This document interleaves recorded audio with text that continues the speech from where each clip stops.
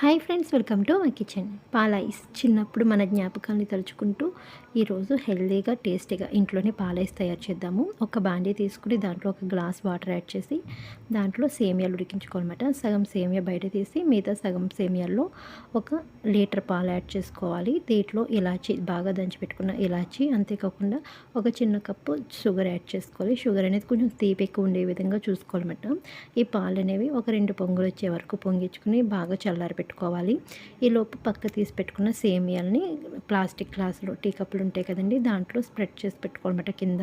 తర్వాత చల్లారిపోయిన పాలని వీటిలో పోసి దీనిపైన ఒక కవర్తో కవర్ చేస్తూ మనకి ఐస్ క్రీమ్ పుల్లలు కానీ, లేకపోతే టూత్ పిక్స్ కానీ, లేకపోతే ఇనుప పుల్లలు కానీ పైన గుచ్చుకోవాలన్నమాట. గుచ్చుకొని ఫ్రిడ్జ్లో ఒక 5 అవర్స్ పాటు ఉంచుకుంటే ఎంతో టేస్టీగా ఉండి మన చిన్ననాటి జ్ఞాపకాలు తలుచుకుంటూ పాల ఐస్ రెడీ అయిపోతుంది. నా ఛానల్ ఫస్ట్ టైం చూసినట్టయితే సబ్స్క్రైబ్ చేయడం మర్చిపోవద్దండి. Thank you for watching.